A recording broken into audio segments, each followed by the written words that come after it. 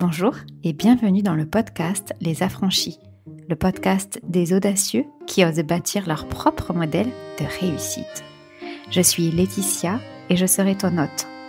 Entrepreneur, visionnaire ambitieuse et implacablement libre, je guide les bâtisseurs atypiques, les parents ambitieux et les esprits libres pour transformer leur vie en véritable œuvre d'art.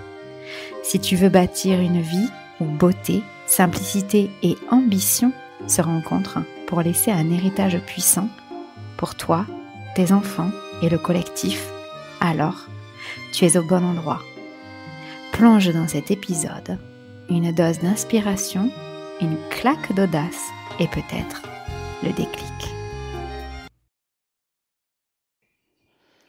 Dans cet épisode, nous allons faire un éloge à la facilité. Alors, j'ai envie de vous parler de ça parce que moi, j'ai été éduquée et j'ai grandi dans une famille qui avait beaucoup le sens du mérite, le sens du travail, le travail bien fait, le travail au cœur aussi de l'épanouissement de soi. Et donc, j'ai vraiment un bagage éducatif, mais aussi un bagage académique. J'ai fait des longues études plusieurs fois, j'ai 2 Master 2, j'ai un MBA, j'ai étudié les langues beaucoup, bref. Et donc, avec tous ces bagages et ces certifications que j'ai eues ensuite, avec le maximum de ce que je pouvais faire dans chaque discipline que j'ai pu faire. Alors, je suis allée jusqu'au bout de la PNL, jusqu'au bout de l'hypnose ericksonienne, jusqu'au bout de tout ce que j'ai entrepris, parce qu'évidemment, il fallait aller au maximum de tout ça pour avoir obtenu ce qui était le plus difficile à obtenir. Bref, donc tout ça pour dire que moi, je suis vraiment un produit issu de la performance, de l'effort, et que finalement, c'était ça qui payait. Et donc là, aujourd'hui, je suis revenue bien évidemment de tout ça, sinon je ne pourrais pas avoir intitulé cet épisode « Éloge à la facilité », évidemment. Mais c'est important quand même que je donne le contexte, parce qu'à partir d'un contexte différent, nos croyances donnent des résultats différents. Et évidemment, à partir du même contexte, les résultats peuvent aussi être différents.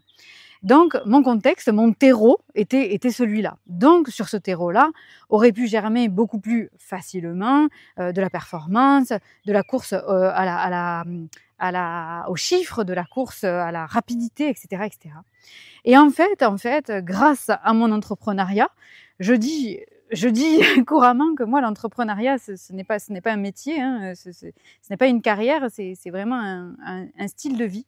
Je dis aussi que c'est mon chemin de foi. Il y a des gens qui font des pèlerinages pour, avec des chaussures de randonnée, ils marchent. Moi, mon pèlerinage à moi, c'est l'entrepreneuriat, et c'est celui qui me permet de me connaître moi-même. Et je pense qu'heureusement que je suis tombée là-dedans, parce que ça me permet de faire un chemin de connaissance de moi, pas de développement personnel, mais un chemin de connaissance de moi que je n'aurais, je pense, pas pu faire autrement. Et donc, il est très salvateur ce chemin, même s'il est très souvent inconfortable, mais en tout cas, il est salvateur pour moi, pour ce que je crée, pour ce que je respecte de moi, et que je permets aussi, dans l'éducation que je donne, de faire respecter à la génération suivante et à tous ceux qui me regardent. Et donc, sur ce terreau-là, en fait, je suis revenue de cette course à la difficulté, à faire des choses dures, et puis à avoir un langage autour de ça, autour d'expressions de type les efforts payent toujours. C'est pas vrai, il y a plein d'efforts qui payent pas, parce qu'en fait, ils sont pas là pour payer. Il y a plein de choses qui disent que quand on sort de sa zone de confort, c'est là qu'on va pouvoir avoir les meilleurs résultats. Je suis plus d'accord avec tout ce genre de phrases qui sont évidemment des raccourcis, qui sont tellement raccourcis que ça manque de profondeur, ça manque de contexte, ça manque d'explication. Et comme toute chose qui est faite en surface, hein, évidemment, il nous manque toute la profondeur des choses. Et pourquoi j'en suis revenue ? Parce qu'en fait, je me suis aperçue que plus je faisais ce qui était naturel et facile pour moi, plus ça payait. Alors ça payait en termes réels et symboliques. Ça payait en termes de chiffre d'affaires puisque je suis entrepreneur, mais ça payait aussi en termes d'amour de moi, de respect de moi, d'énergie vitale, de style de vie, d'abondance pour moi, pour mes prises de conscience, pour mon chemin, pour ma famille, pour ce que j'aime, pour le le temps dont je dispose, l'énergie vitale que je possède, etc., etc. Donc, en fait, là, ça a remis en question énormément de choses. La première expérience que j'ai eue, c'est quand j'étais déjà entrepreneur depuis 7 ans, 7 ans à peu près. Et en fait, on est passé en instruction en famille sans que j'aie le désir d'arrêter de travailler. Donc, j'avais la charge totale de l'instruction en famille. Mon conjoint travaillait à l'extérieur. Et moi, j'ai continué à développer mon business. Évidemment, j'avais à ce moment-là un enfant en bas âge, donc il ne s'agissait pas de faire les deux en même temps. Donc, j'avais 2 journées, une première journée en instruction en famille et une deuxième journée qui était mon business. Voilà. Et je n'avais pas le choix des horaires puisque j'avais un enfant la journée et puis le soir, cet enfant dormait et puis moi, mon conjoint, il travaillait toute la journée. Donc, ce n'était pas à ce moment-là que je pouvais développer mon business. Et à ce moment-là, j'ai réduit complètement mes horaires parce que je travaillais beaucoup jusque-là. Puis j'ai réduit mes horaires parce que de toute façon, j'avais plus le choix, il me fallait quand même dormir. Donc, ça s'est fait comme ça. Et j'ai doublé mon chiffre d'affaires. Et alors là, je me suis dit, oh là là là. Alors en fait, tout ce que j'ai appris jusque-là était faux. Ça a été le premier, le petit peu drapeau, le petit point d'interrogation sur le chemin qui me faisait me dire, ah ouais, bah en fait... c'est pas que plus je mets de l'énergie, plus c'est difficile, plus j'ai fait d'efforts que ça paye, parce que en fait, plus je fais ce qui a du sens pour moi, plus ça paye. Parce que du coup, maintenant, je gagne beaucoup plus d'argent, donc mon chiffre d'affaires est beaucoup plus important, je suis beaucoup plus rentable, mais en plus, en journée, je passe des instants merveilleux en famille, et qui sont la raison pour laquelle je suis quand même là. Et donc, alors là, ça a remis en question tout ce que je pensais, et à ce moment-là, j'ai décidé de remettre en question absolument tout ce que j'avais cru vrai jusque-là. Et j'ai commencé par ce qui me semblait le plus facile, ça a été mon environnement professionnel. Et c'est là que le pèlerinage a réellement commencé. Donc, mon pèlerinage entrepreneurial. Et donc, j'ai réalisé avec le temps que chaque fois, je venais en fait réajuster mes pensées, mes actions et puis ma conscience de moi au millimètre. Donc au début, j'étais obligée de couper un peu dans le lard et de me dire, ok, bon, j'arrête tout ce que je fais, j'essaye de ça et je vois comment ça marche. Donc au début, j'avais un grand tissu, j'étais obligée de couper à plusieurs mètres. Et puis, à force, j'ai appris à couper au centimètre. Et alors au décimètre, puis au centimètre, puis au millimètre. Et là, je suis au micron, là. Et en fait, à chaque fois qu'on fait un petit réajustement, c'est la différence entre la couture et la haute couture. Chaque fois qu'on fait un petit réajustement, le vêtement, il nous sied de plus en plus à la perfection. Alors ça, c'est important, que ça nous sied à la perfection. Parce qu'on est là pour ça. Et on est là pour qu'il n'y ait pas de différence entre qui on est et le costume qu'on porte. Et on est là pour que le costume que les autres voient soit le costume que nous, on ressent à l'intérieur. Et donc ça nécessite un ajustement des matières, des couleurs, de la grandeur, la capacité, la matière, de tout.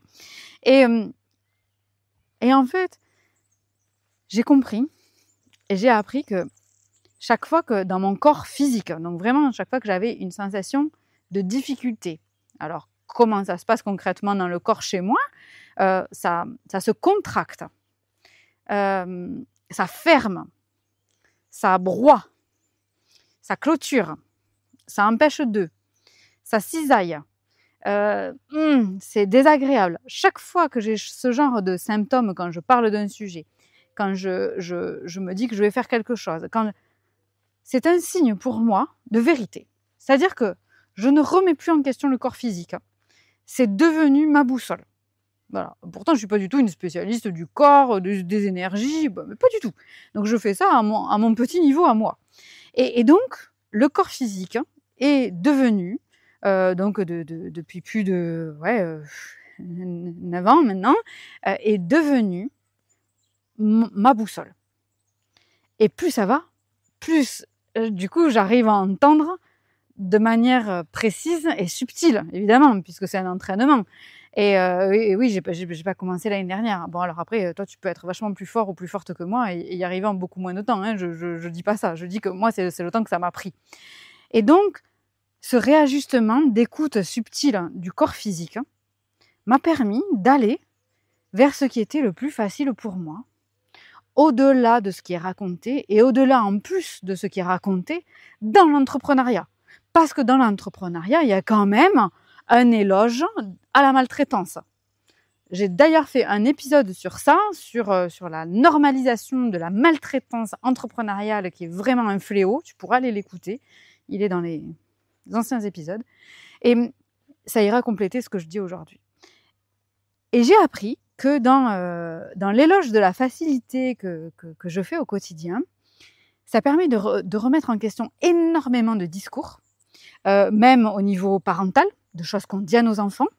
Ces petites phrases, on n'a rien sans rien, c'est bien, tu as fait un effort, alors pourquoi ce serait mieux d'avoir fait un effort que de ne pas en avoir fait? Est-ce qu'on peut s'entraîner pendant une semaine à dire à nos enfants, c'est super, t'as ça, et puis en plus, sans effort, c'est merveilleux, obtenir ça, et puis en plus, sans me faire d'effort, et en plus en se faisant plaisir, n'est-ce pas le but de la vie? Et donc, ça remet en question, ça vient bousculer tout un paradigme sur l'effort physique, l'engagement du corps, l'engagement de l'esprit, la difficulté, l'obtention des choses quand c'est dur, et qui valorise le fait que on a obtenu les choses dans la sueur de son front, avec difficulté, avec méprise et maltraitance de soi-même. Et ça, à partir du moment où non pas on le réalise, mais à partir du moment où on le vit dans son corps, c'est-à-dire qu'on en a l'expérience physique, ça change tout. Parce qu'en fait, je peux te dire ce que je veux, je peux te dire le contraire, tu me crois ou pas, ce n'est que ma vérité, quelqu'un d'autre dit l'opposé. Mais ce que je propose ici, c'est d'en faire l'expérience. Alors, l'expérience que je te propose, c'est de te prendre 1 mois, ou 3 semaines, pas moins, et de faire cette expérience en temps réel, sur l'éloge de la facilité et faire ce qui est facile pour toi. Et sur ce qui est difficile de faire pour toi, tu vas devoir demander de l'aide, demander du soutien. Et plus tu vas demander de l'aide et du soutien, plus tu dois être précis ou précise.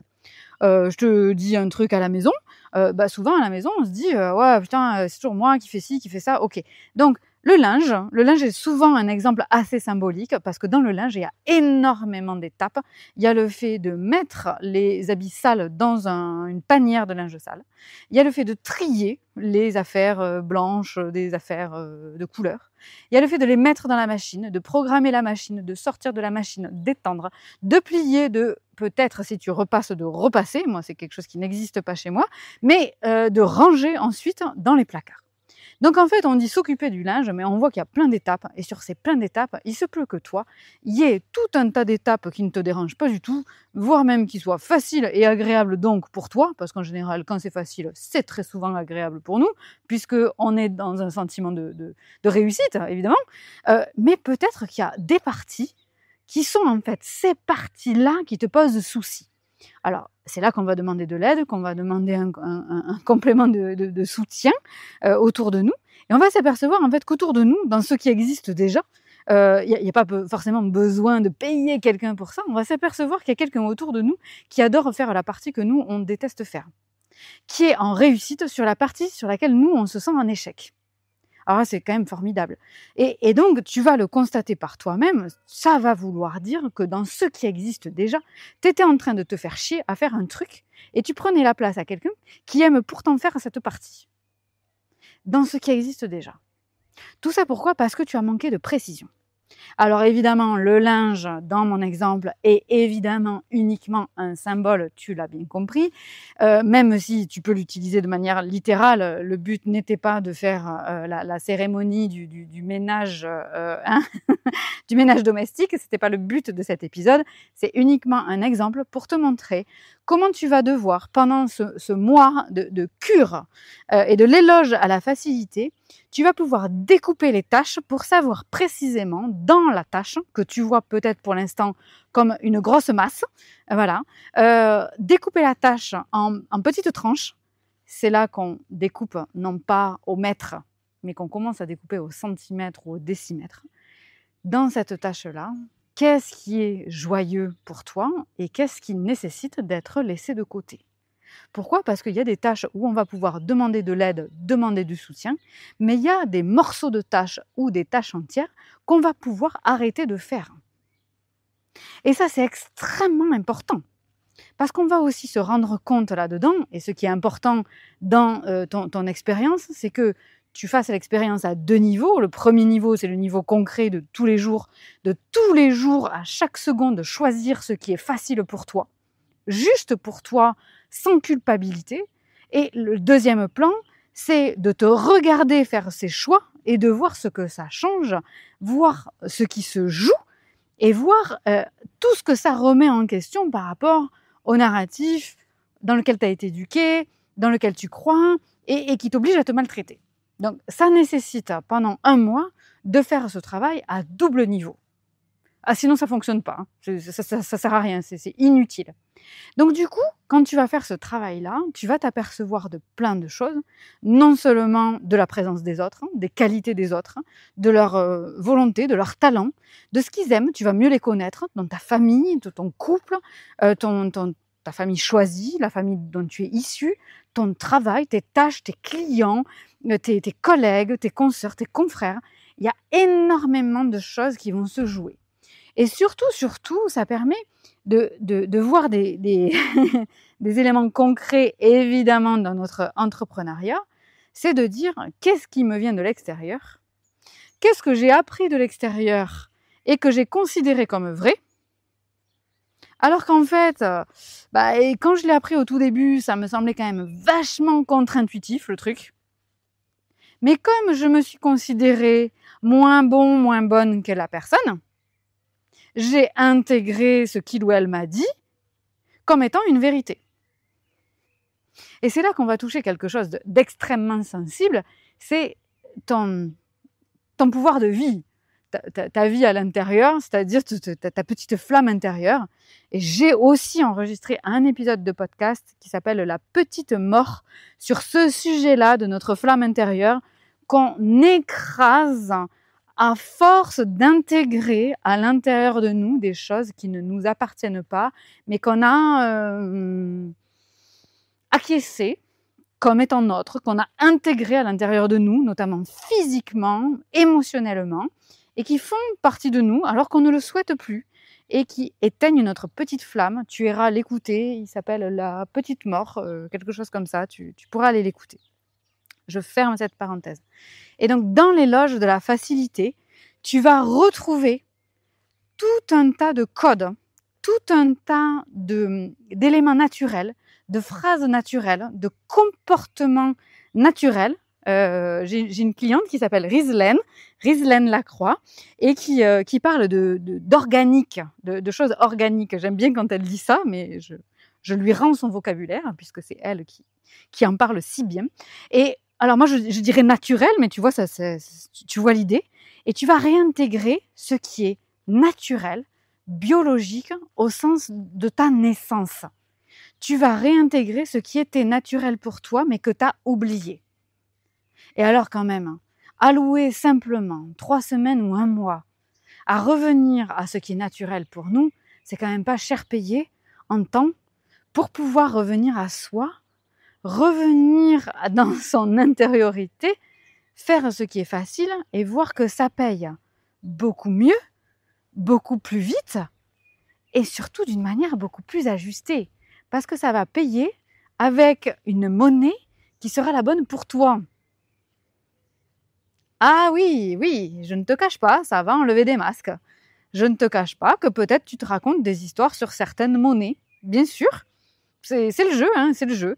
Et donc, ça nécessite vraiment de faire cette cure-là, ce jeûne de l'extérieur et ce nourrissage de l'intérieur. Ça nécessite vraiment de faire cette expérience absolument à 2 niveaux. L'expérience très concrète, hein, voilà, avec les choix que tu fais tous les jours. Et tu vas voir qu'on fait énormément de choix, hein, énormément de choix à tous les niveaux, plein de fois dans la journée. Hein, c'est pas un truc dans la semaine. C'est-à-dire que quand tu vas mettre la table, tu te poses cette question. Quand tu fais à bouffer, tu te poses cette question. Quand tu interagis avec tes clients, quand tu lances une offre, quand tu as un client qui est très satisfait, quand tu as tes enfants qui te font une réflexion, c'est vraiment à tous les instants, même quand tu conduis, même quand tu prends les transports en commun, c'est vraiment à tous les niveaux. Et ça, c'est hyper important de le faire aussi à ce 2e niveau, qui est de constater ce que ça remet en question, ce qui se joue, et d'avoir cette position qu'on appelle en coaching une position méta, qui est la position où on se regarde faire. Voilà. On n'est plus dans nos chaussures en train de faire la chose, mais on est en train de se regarder faire la chose. Et donc, qu'est-ce qu'on constate? Qu'est-ce qu'on apprend? Vraiment, s'il y avait qu'une seule chose qu'on devrait faire et qui serait obligatoire, ce serait de faire ça, de faire une cure de soie tous les, tous les jours et de ne jamais s'arrêter.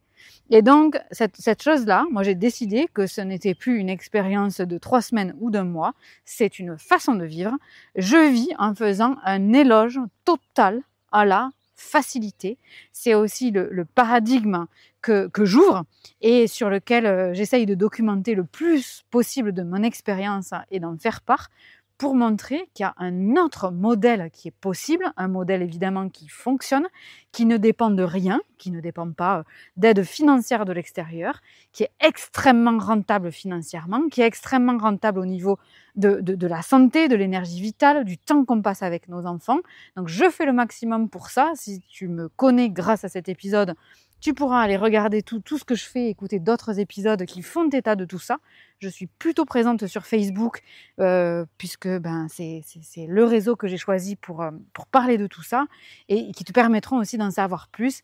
Vraiment, je te souhaite une bonne cure de l'extérieur et un bon nourrissage de l'intérieur. C'est certainement la meilleure chose que tu feras pour cette année.